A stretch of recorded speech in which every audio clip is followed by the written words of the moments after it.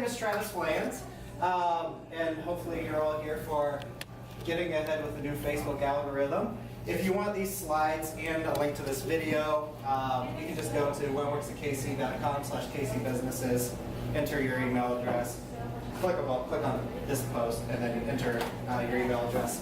And you'll also be able to see the past presentations I've given to this group as well. So, who am I? My business is What Works in Kansas City. We specialize in search engine optimization and strategies to help small businesses compete with large businesses online. But I'd say number one, specialty search engine optimization. Number two would be WordPress, web design, web development. And then number three, into the Facebook realm, wherever that may be or wherever that may take at any given time. I'm also organizer of the Kansas City Dog Club, as Jess mentioned. So that's my number one hobby. I'm passionate about dogs. I actually met my girlfriend while I was volunteering at Wayside Waifs. She was an employee. So together we organize the Kansas City Dog Club. So if you are a dog lover, check us out. And I always like to say I am nobody really. If you've seen me present before, you've probably heard this, but one of the best lessons I ever got in my entire life was from my, what do they call it in college, or in high school, the college prep history teacher, professor. His name's Mike Luce, and actually somebody just shared my comment with him on Facebook, and he was like, oh my God, I made a difference, whatever. But his advice was, don't believe something just because I'm up here telling it to you. Believe it because you've done your own research and used your own critical thinking to come to the same conclusions. And again, I'm glad there's a bunch of us in this room today because I also demand some interaction. This presentation is only going to be as interesting as you are. And another little caveat, I measure success if one person tells me they got something out of this. So 10 of you can say I didn't get anything, one says I did, and then I'm the greatest presenter. So just keep that in mind. If you're like, this guy sucks, if you hear somebody else say, that's a good point, then I did my job. That's the way I look at it. Sounds like everybody in here kind of at least knows what Facebook is, so I'm not going to go into the whole background of that. But really what we're talking about today is the newest or latest Facebook update that happened right around January 11th. And if you actually go to that link and click on today's presentation, you'll also have all the resources that I use for this, as well as some additional resources. So don't be you don't have to frantically write down resources when I mention them. So basically, on January 11th, Mark Zuckerberg made a Facebook post that kind of said, this thing has pretty much gone off the rails here, and we need to get it back to where it was meant to go. So what does that mean? It meant that users were seeing way too much content from businesses or pages, and not as much content from their friends, family, that they actually want to engage with. So they kind of said, over the next year, we're going to be rolling out algorithm updates that focus on meaningful interactions. And that means seeing more content from your friends and your family. I'm sure have you all noticed that already? Less posts from pages, because I know they always roll these things out in stages, but I think this one pretty much kind of came at once. And for me, it was kind of nice, because I started seeing content from people that I didn't engage with as much. Actually, it was kind of interesting because I personally noticed, and I didn't do a lot of research on this topic for this presentation, but I also noticed that I was starting to see, rather than I'm a liberal, and so that's all you start seeing in your timeline, people who agree with your points.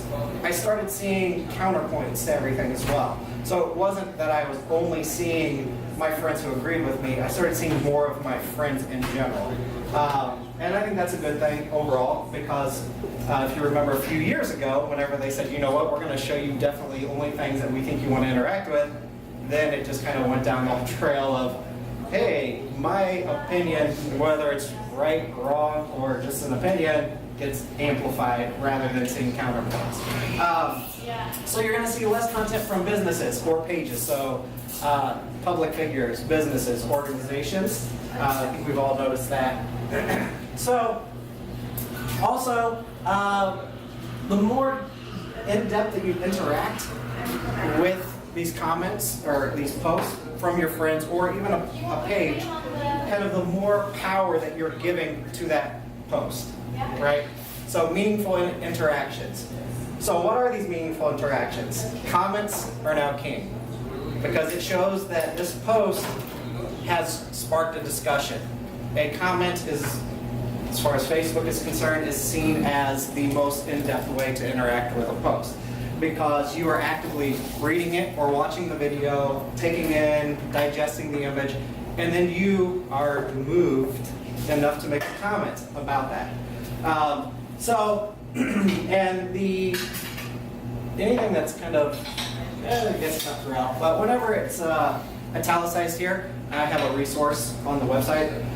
This resource links to a Buffer article and Buffer study, which I'm sure a lot of you have seen, that shows that their studies show that yes, it was. And whenever they are in with the official Facebook presentation about this, that yes, comments are now king. So the more you can get people to interact and comment, the better. Secondary, shares. Third, reaction. So your likes, your loves, your anger, your sad face, all that stuff. Those are all active and will be positive for that post continuing to get reach throughout other people. So, and we're not just talking about personal here, of course. We're talking about business as well.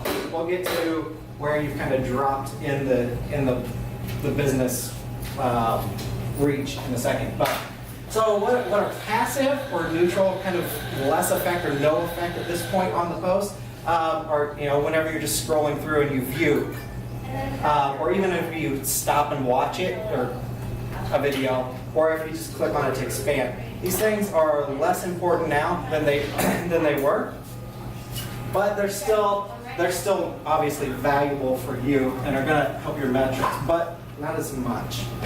So with this new update, the new update wasn't necessarily intended to hurt businesses, but it was intended to help the user experience, because nobody gets on social media because they expect and want to see more business content, more ads.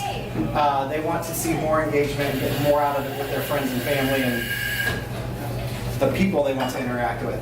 So this algorithm update was also dubbed Facebook Zero for businesses from the marketing side now. Coined by Social Media Examiner. Don't confuse this with the actual Facebook Zero initiative, which there is one. It has to do with free internet access to access Facebook in third world countries, so where there's not very strong internet connection. But Social Media Examiner called this Facebook Zero for pages, which means that before you were getting what was the average? What were some of the numbers you're seeing? Less than 5%, 3.5% reach. So 3 to 5, yeah. So if 1,000 people like your page, only 50 people are seeing every post that you make. Well, pretty much gone down to zero at this point. Or that's the kind of idea behind it, is that this new algorithm update is going to push that organic reach to zero. Does anybody have any stories for the recent changes and what they've seen? I mean, you guys do it you all here do it for a pretty decent-sized organization on a daily basis. I haven't seen much of the impact on the reach yet, although we do a combination of with an outside agency, some paid media, but a lot of it I do organically, and it's just sharing out content using GIFs, back to our website, things like that, trying to do the 70-30 approach of 70% about us, 30% about what's going on in the community, Chiefs, Royals news, things like that, school closings and whatnot. So I have warned my marketing committee at the hospital that they might start seeing a dip and not to focus so much on reach, because I'd rather focus more on the amount of likes we're getting. We're improving likes each month since I've been on there, and at least we're getting people to like our page, even if it's not reaching. Engagement's going up. Yeah. we're seeing a fall off for video. Yeah. Routine posts are faring pretty well, but video is just not in a very visible. It's a big difference. Not in comparison to what it was before, correct? Right. I mean, not in comparison to everything else. It's still. Yeah, well, actually, in comparison to everything else, Okay. marked difference between just photo, static post. So those are higher now than your video? Okay. Much higher. Okay. What do you guys see in the red? So yeah, before January and everything, we were actually improving a whole bunch there, like late December going into January. And then once we hit that wall, we're like back to where we were like by October. Okay. With the amount of reach we're getting. Okay. All right. So, as you know, as we discussed, that's kind of something that was a little bit expected here. So here are some things that I think you can do on Facebook. Number one, obviously, create content that naturally creates a conversation. And again, this is my own personal one, my own personal page, but or my own personal account. I did a test. Was it yesterday? 2 days ago? I don't know. I'm not going to get political, and we don't need to discuss it. But I am not a gun owner. I said I do not own a gun. Convince me I should. And so I really kind of did a test, started that test, so I could get the conversation going with, again, people that I wouldn't normally see. Well, of course, with the algorithm updates, the other people who have similar views to those people who are commenting are more likely to see that post. So they did. But again, these are a lot of the people who ended up commenting are actually people that I was friends with in high school that I really haven't talked to in years. But my real test is that the posts that I make in the next week to see how many of those people interact with those posts. So I can kind of test it to see if I can get it in front of a new group of people. I did see that. I didn't comment because I am a gun owner, and I think I saw it, and I was like, I don't want to get into that right now because I was talking on another post about gun ownership. Travis. Well, and I was just like, oh, that's a can of worms I don't want to get into right now. But so I can let you know, since I saw it but I didn't interact with it, I can let you know next week how much of your stuff I see. To be fair, I don't share a ton either, so. Okay. And Well, I wonder how often you're going to keep seeing it in your newsfeed. yeah. Like that's also like. Yeah, the that's thing is, another. Does that's- it keep coming Man, up? I should have commented. That's another I would thing. have known and just said, I'm not gonna. There's actually, I'm not a huge BuzzFeed fan, but I like to follow the things that they do to see how it works. There's a very interesting BuzzFeed article, and I will put it in the resources.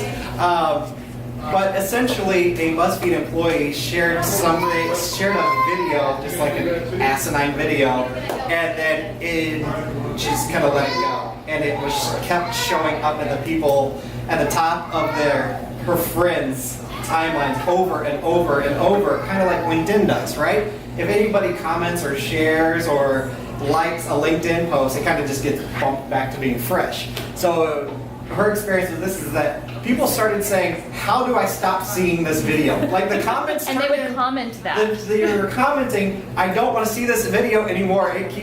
But so many people interacted with it that it just kept recycling it to all of her friends and family, and I don't know if But it it would was not go public or away. whatever, but it wouldn't go away, and people were like, I want this to go away. So obviously, when you spark conversation, even if, and that's kind of the trick here, is that the algorithm, so far at least, can't tell what is a positive conversation about it or what is a negative conversation about it.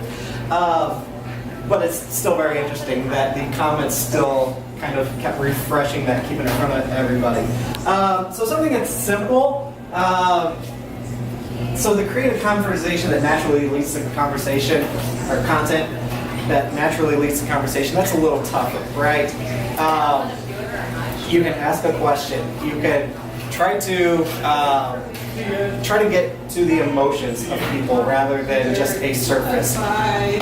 Nobody cares that you had a great day at work, for example, or whatever. Why was your day running the coffee shop great? That's what they want to know, not just that it was great. So content that's more in depth, whether it be a video, whether it be an image with text. If only two people see it,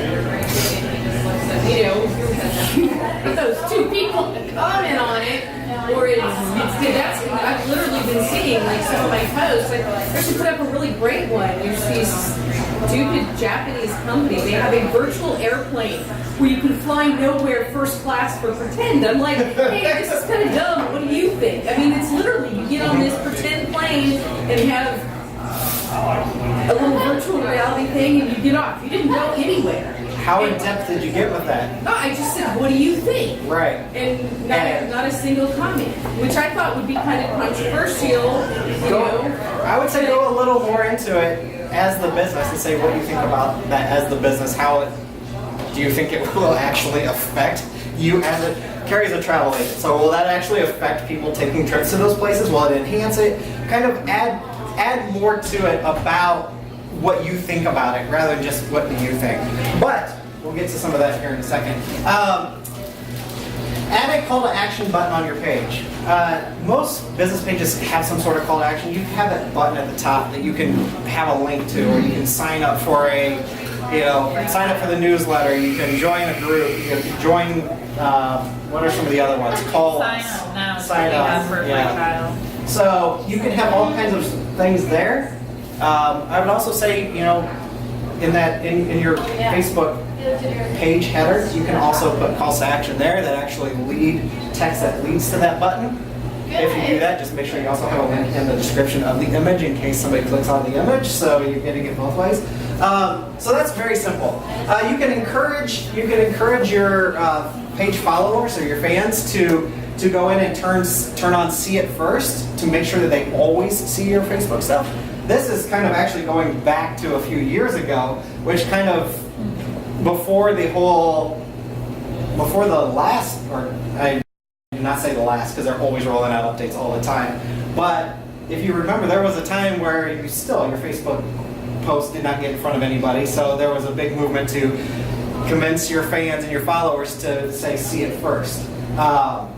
You can do that via Facebook post, probably not as engaging, but in your newsletters, and we'll talk about that in a second. Yeah, I do have something to say about. So I wonder why businesses don't do that more often. To ask people, because you can say see it first, and that will be the first thing. If a business posts something, that'll be the first thing you see in your newsfeed. So for me, that's Lisa Frank. I don't know if you guys know Lisa Frank from the 90s. I want to see that as the first thing I see on Facebook every day, which I think really helps my life. I think it benefits me.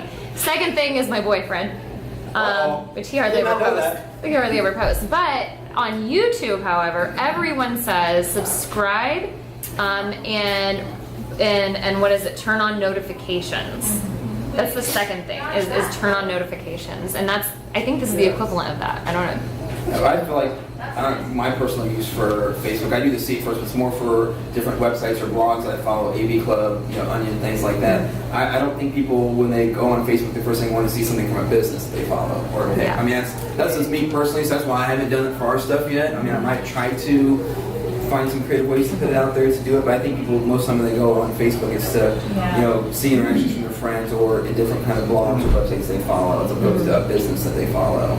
Right. No, absolutely. I don't disagree with that. Go ahead. In my opinion, I'm not a business. You guys all seem to do this professionally, and so from my opinion, just as like a layperson, I always like to see like what the businesses are doing behind the scenes too. Like, hey, we're doing videos today, and this is like what it really looks like versus what it, you know what I mean, that kind of stuff. That stuff I am really interested in versus just my friends' kids and all that. Yeah, I think that goes a little bit of that human approach. That's something I brought to our business when it comes to our content we're posting, adding that human voice, showing that we're actually real people that are doing stuff. If we have a new employee, I go, like, we have a new radiologist starts, I'm going to post a picture, hey, welcome, doctor, whatever his name is, new radiologist here, and kind of stuff like that. So I'm very big on, let's show them that there's a face with the name or the entity, because I also came from municipal government where everyone thinks it's slow and people hate their constituents and stuff like that. So it's very big on add faces to the to the community development department and whatnot. I think that sorry. I think that see it first could be really good if you are like a thought leader, but people aren't going to want to see it first if it's just like, hey, we have a sale. Hey, sign up for We're this. selling You know, but if things. you're like for us, if we're constant, like we want to be a thought leader in the world of Amazon and helping the sellers, you know, do better business all around. So, you know, I could see if we are just constantly putting out content, and granted, we have like no followers because it's a new business, but you know, eventually when we do have content being pushed out all the time that's not just salesy, then that would be, in my opinion, be appropriate for people to want to see our stuff first, because they're like, they know what's going on in the world of Amazon sellers, and so I want to see their stuff first. I like But that. you know, if it's just we have a sale, sign up for our stuff, nobody wants to see that first. Well, I think if you do see it first, that an interesting perspective would be either to jump on a live video and tell people why they need to see it Right. first, or what am I going to miss if you are buried in my feed, or to say, hey, have you noticed that you haven't seen us as much lately? I mean, we have 16 campuses, 4 different time zones, we're dealing with all sorts of weather stuff. So if we were to tell our students, you know, hey, if you want to make sure that you get school closings and updates, Yeah, see it that's, first. that's a perfect example. And then chances are they'll do it and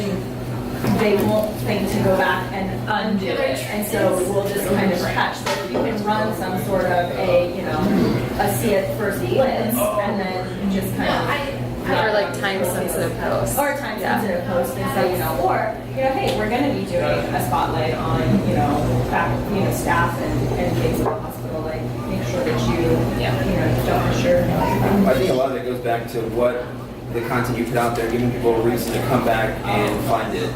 You know, if you have a blog or a podcast or whatever, you need to give people a reason every day to come to your website.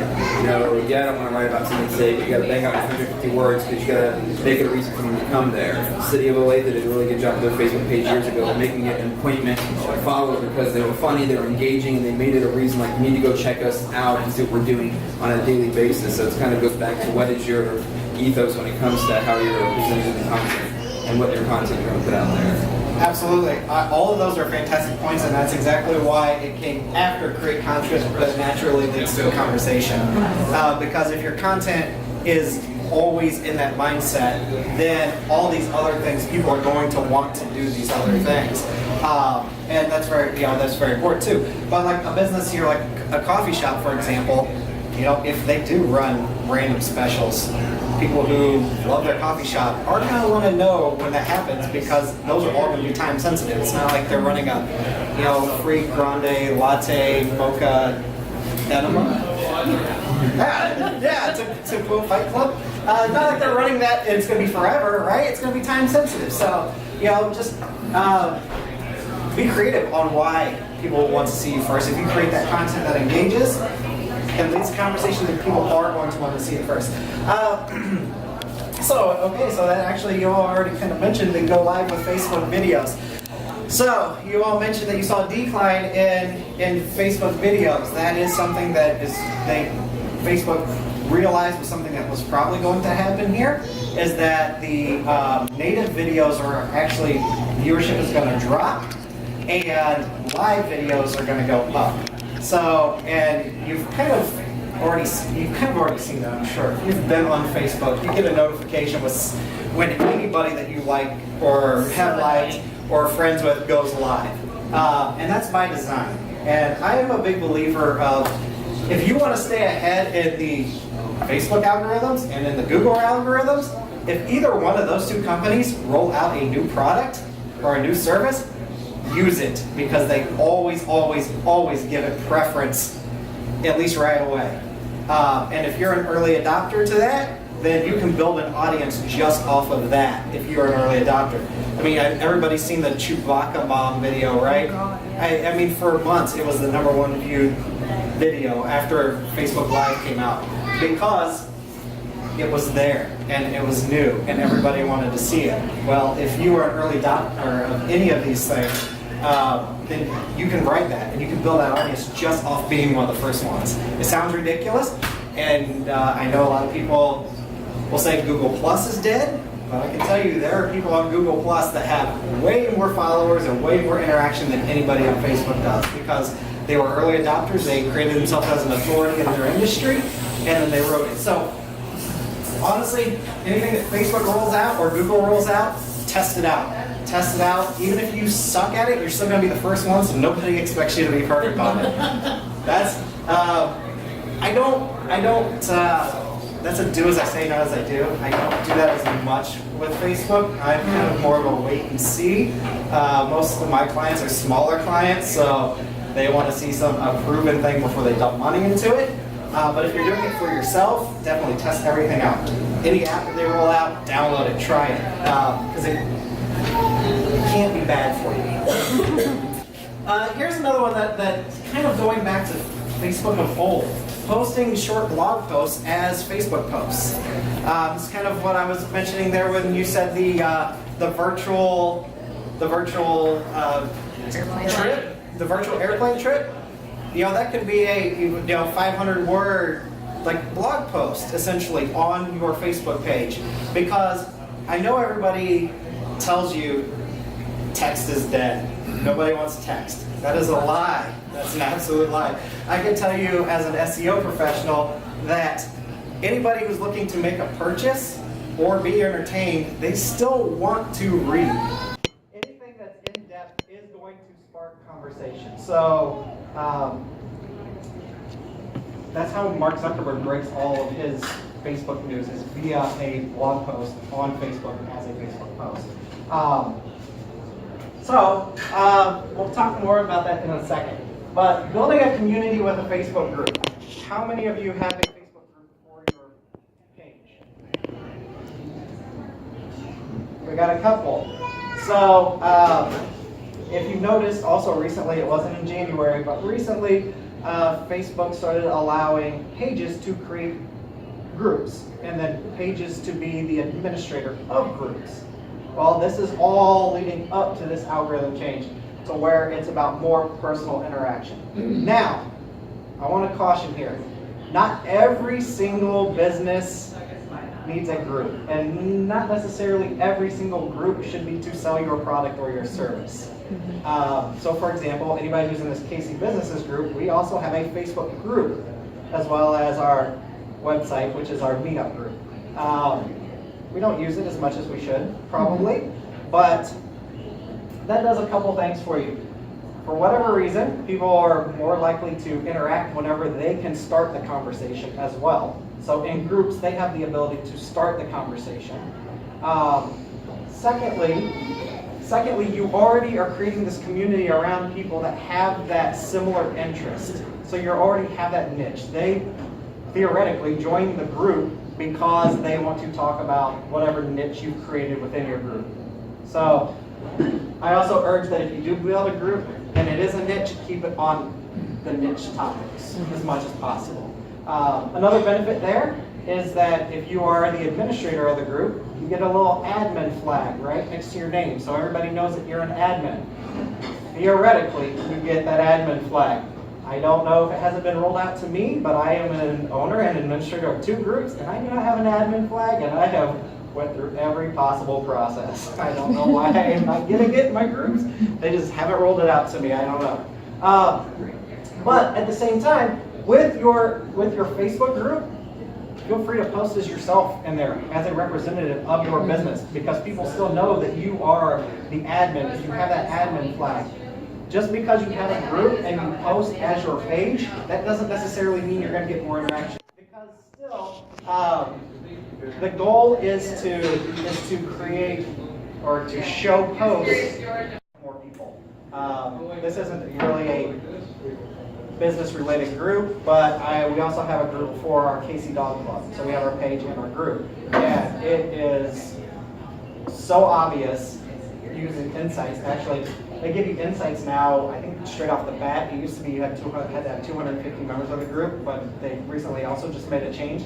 And I think you can get insights right away whenever you start a group. So the insights, so the statistics of how many people are seeing the post was always there, but then overall, like joins, people who join the group, leave the group, people who post, interact with, that kind of stuff. So you can see who your biggest advocates are in the group as well. We at so on the business side of things, as SourceLink, So we help communities map their entrepreneurial community and help them help create vibrant and sustainable entrepreneurial ecosystems.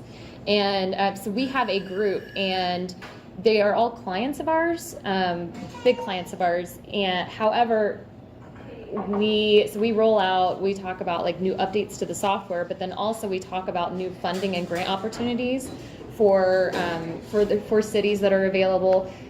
We praise, whenever our people are in the news, because we set up Google alerts, we say, hey, by the way, this person did this. How did you guys pull that off? We have a city in Virginia that has a whole small business week, and they host it themselves. Their small economic development department does that. And so we started a whole conversation about that. Puerto Rico is on there, and so they're sharing everything that they're doing to get their ecosystem getting back up. So it's really cool. So the conversation that happens there. However, I notice so whenever I post, I'm an admin. I'm kind of I'm not a director. However, I am, me and a few other people, the only people from the company that posts. Whenever I post, I'm very conversational. I'm very human. However, I noticed that one of our directors, whenever she posts, all of a sudden she takes this academic tone, and she's very professional, and it comes off very dry, and no one cares about what she has to say. And so it's so low. The conversation is so low, and the reach is so low on the posts where they just sound like just a company droning on. So yeah, in the it's group really you can- good to be a human. In the groups, you can be more informal as well. Yes, Use all your emojis that you want, right? I do that. One other thing you can do on Facebook is have a conversation with yourself. So this is something that sounds ridiculous, and I think I've mentioned it. I don't know if it was publicly or what, but I think I've mentioned it in the social media club, the Kansas City group, that if you're a small business, have a conversation with yourself on your Facebook page. Post as a Facebook page and then comment on it, expand upon it as yourself. Ask your employees to do the same thing, or create the environment where employees want to have that conversation, because that's still more real people interacting with it. Yes, Facebook probably knows they work for you, but it's a start. So if you foster that conversation within your own employees or within your own friends and family, you'll build a group of a handful of people that you know will comment on anything, who will read it and comment on it no matter what it is. I asked Lauren, so a lot of times I'm like, hey, will you go comment on this? Because I know if she comments, then it's going to bump it up to the top for somebody else, and they're going to see it even if they didn't see it. So don't be embarrassed to have a conversation with yourself.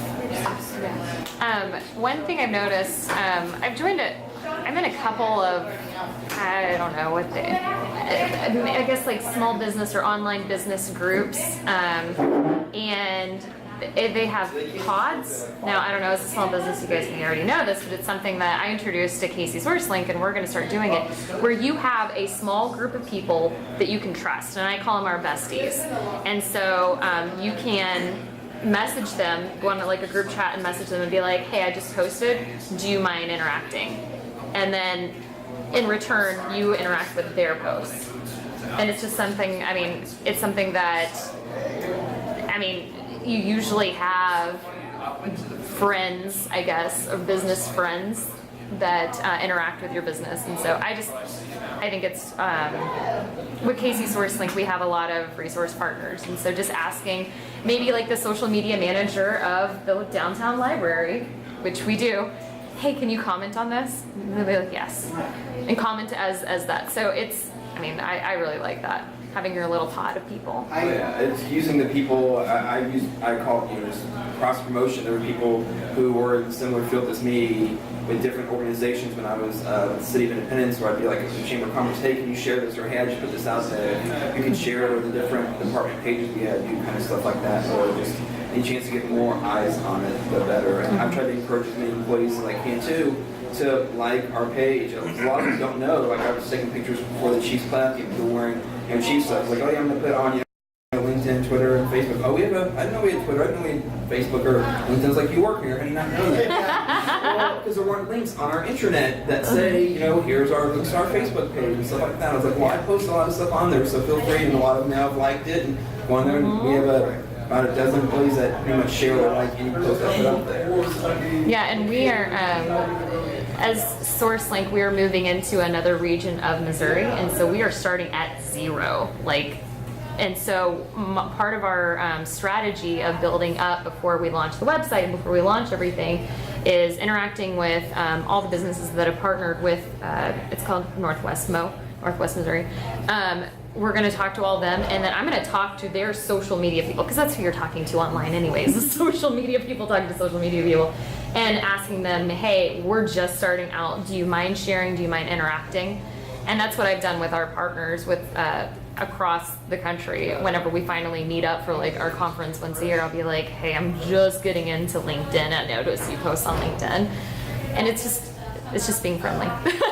It's something that you could definitely utilize. Yeah, so definitely build your group of people that you can just reach out to them and say, hey, will you comment or share?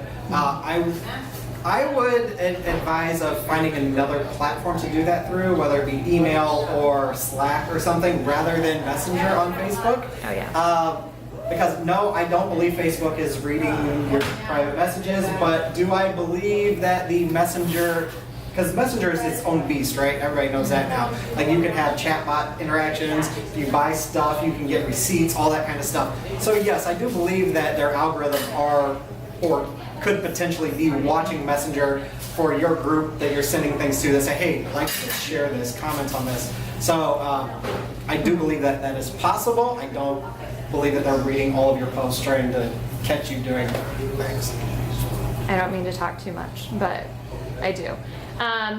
Also, events.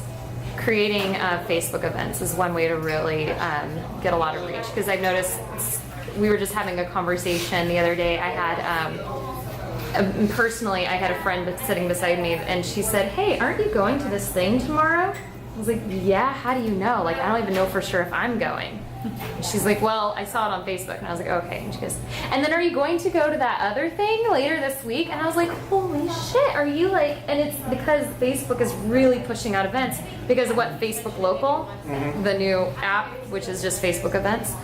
So that's something that we're going to also utilize at work, is That's how I found out about this. Because I'm friends. I think you said you were going, and then I was like, oh, well, duh. I'm gonna go to that. That's how I pretty much find out about most events. Is somebody else is like, oh, this is going on. I think I'm going, and I'm like, oh, well, then I guess I'm probably gonna go too. And so that's something that we're going to try out. Is we have a big summit coming up in April that I think has like 5 tickets left.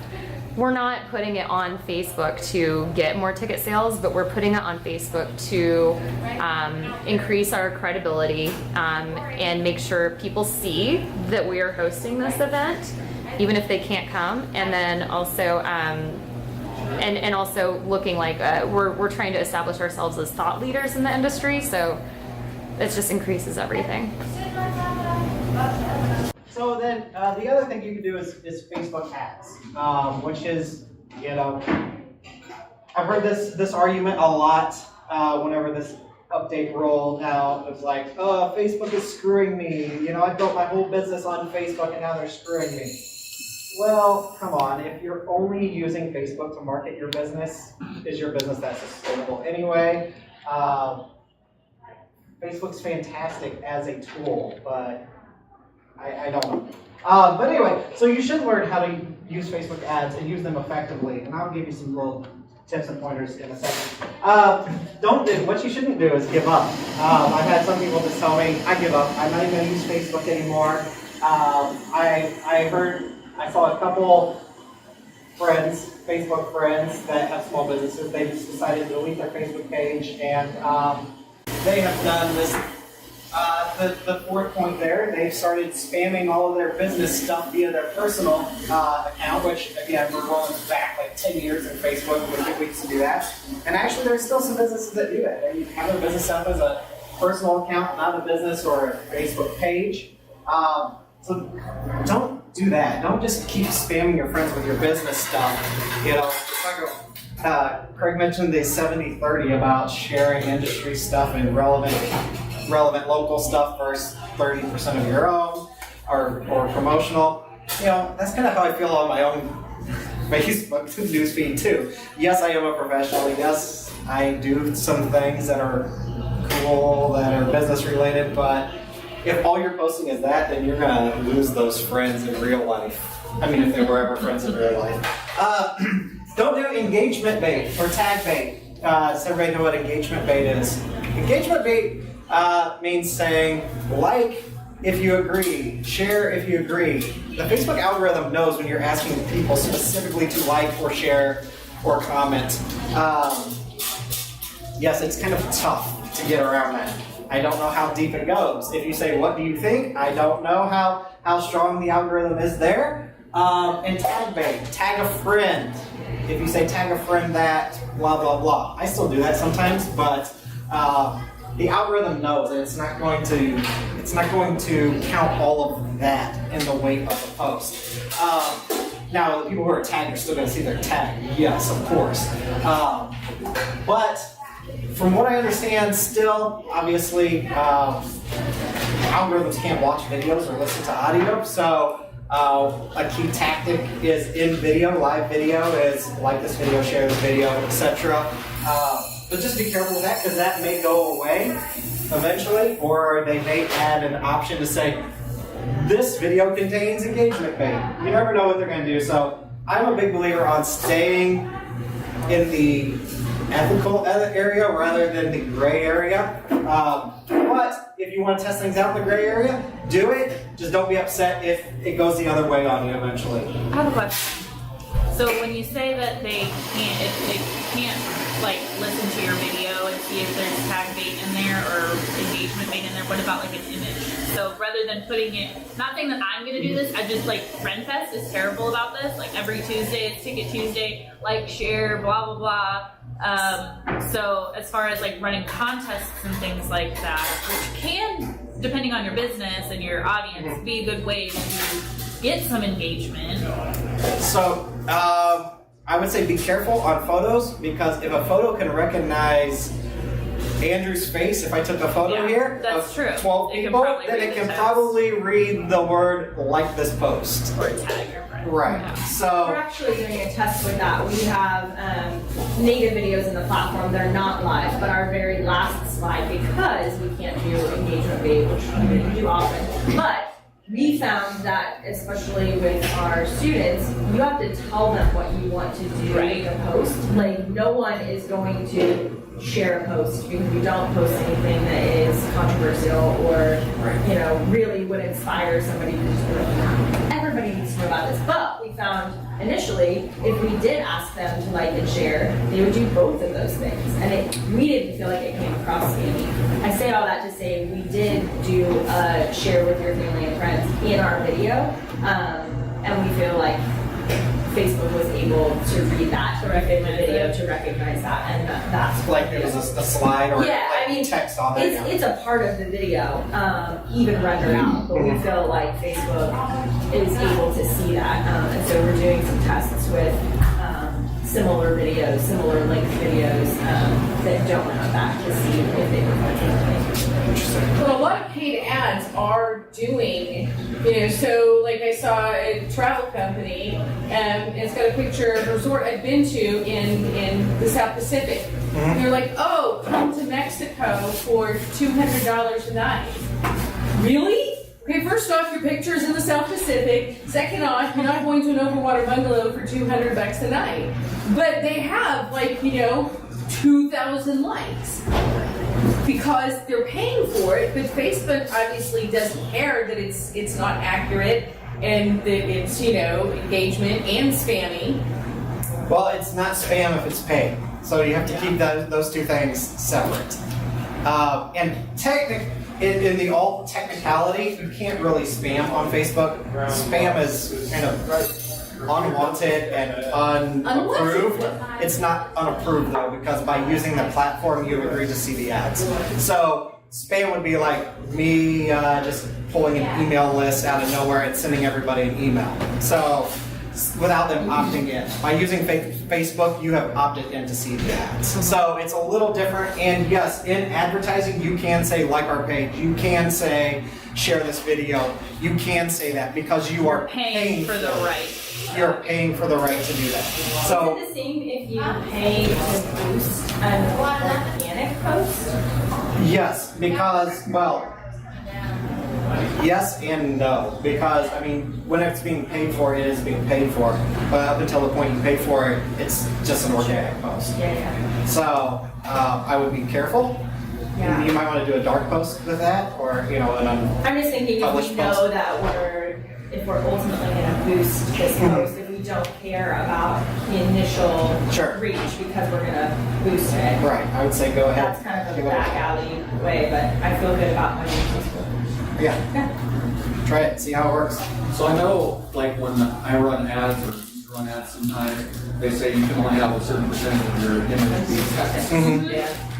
Do they still devalue that, Yes. even if you're not running an ad? So for instance, I watched my podcast today on my graphic. It has the name of my show. Plus on the left side it says kind of my tagline, where success is a lifestyle, not a measurement. Am I hurting myself by including that in the image? I don't believe so. Not unless you're doing some engagement type of tactics with it. Because actually, I mean, it kind of, I would say test. You're running this every week, so I would say test a couple different ways that you do this as well. Because ultimately, right, the goal is to get somebody to the podcast page. So I would say test that with doing just the traditional link post, and then also do an image with the link. Because while your engagement with the image may be higher, your click-through rate with doing the link post may actually be higher. Because that, it kind of signifies, they'll show that to people who are more likely to go and visit the page, whereas with the photo, they're going to show people who are more likely to look at the photo. So keep that in mind. So let's get to this last slide here. So, what can you do outside of Facebook? Number one, track your online assets. So hopefully you have some sort of analytic set up on your website, Google Analytics, or whatever else you may use. Also, hopefully you're tracking your analytics, or your insights on Facebook. More than anything, you may find that Facebook is not super important to your business. I had a conversation with somebody recently. It was like, our company is dumping so much money into Facebook, but it's such a small percentage of our traffic, and that actually leads to conversions.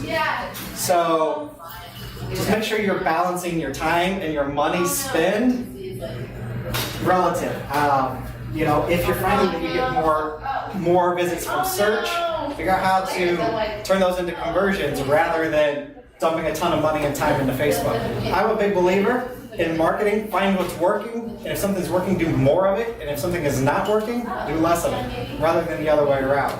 I know that's pretty simple, maybe oversimplified, but I'm a big believer in that. Keep learning. Always keep learning, because algorithms literally can change daily. And as we mentioned, and I'm sure you all noticed, and I'm complaining about, because I still can't get my admin badge in my groups, I don't know why, that they don't always roll out to everybody at the same time either. I'm also upset because Lauren over here has the ability to schedule a post from her personal Facebook profile in the future. I do not have this ability. It has not been rolled out to me, and it upsets me because I want to be able to do that. So Facebook Blueprint, if you're not familiar with Facebook Blueprint, this is Facebook's own certification program about Facebook ads and using Facebook. So actually Google has their own certification program too. So you're going to learn how the right way to use Facebook is in their eyes. So you can get a lot out of that, even if you don't necessarily agree that some of the things will work best for you, but you're going to find out what they believe is ethical and proper. Bluetooth beacons. I was hoping that Tim Zager would be here today because something that is very interesting are Bluetooth beacons that you can set up, and especially if you have a retail location or physical brick and mortar location. you can set up beacons that will, if somebody has their nearby services turned on and their push notifications turned on, when somebody walks into your business, you can send them a beacon that says, like us on Facebook and get a discount, or whatever it may be. And it's very kind of a passive type way. Next thing is Facebook Wi-Fi and check-in, which I'm a big proponent of, that I don't think enough businesses use. If you have a business like a coffee shop where people are hanging out, why not tell them you want them to check in at your business before they use your free internet, right? Because you're selling coffee, you're not renting office space, so a little trade there should be fine. It usually is. So any type of repair shops, restaurants, salons, like that type of stuff is perfect for them. So email newsletters, right? If you're sharing your own blog posts to your people on your email newsletters, this is where it's going to be a perfect transition for you to be able to write that blog post on your Facebook page and then just share that via your newsletter, because you're already sharing all of your content probably, or a lot of your good content via your newsletter. So if you're writing good content on Facebook, don't be afraid to share that as a blog post and get your users in the mindset that, hey, they're sharing in-depth conversational type pieces on their Facebook page. Marketing automation. Does anybody in here do any marketing automation? A little bit? Okay. You guys probably do a decent amount. So MailChimp if you're small, has a free marketing automation. And actually, MailChimp, you can actually integrate your MailChimp lists directly and continually updated with your Facebook custom audiences for ads. So if you're thinking about that possibility, so marketing automation, right? You're tracking what people are doing on your website, what pages they visited, what lists they've signed up for, how many times they've been to your page. Well, you can move them around based on all of those things into different lists, and then you can tell Facebook, I only want to send ads to people who have visited, for example, my business, 5 different pages about SEO and or on 2 different lists. So how super targeted is that Facebook ad going to be? Super targeted, which means the cost of running Facebook ads to that group is going to be pretty small when it comes down to actually getting them to convert for what you want, because you already know what they want from you. You're just giving more of that to them. The last thing, make adjustments to your strategy. Anybody who's in marketing, hopefully you understand that strategies are not permanent nowadays. Obviously, if you're in bigger organizations, it's going to be a lot harder to make shifts. But if you're in a small business or small organization, that's the advantage that you have over large businesses, because you can make a switch just like that. I'm a big believer in always experimenting or testing. I have to feel out each individual client to find out what word works for them. Because they're like, you don't know if this works? Well, it worked with this client in this industry who's in this city, but you're 10 miles away and with a different market. So always be experimenting, always improve your strategy. And that's really the biggest advice I have for all of this. Thank you very much for coming and braving the weather. It looks like it's starting to get fairly nice out. I don't know what that means. It looks like the weather's starting to get a little bit better. Again, if you just go to webworksofkc.com/KCbusinesses, I will send you the slides for this, as well as whatever happened with the video. I will send you the video as well. Oh, I got backed up. I saw something going on over here, but if there's a video, I'll share the video once I edit it a little bit. So thank you all very much, and have a good day. Thank you.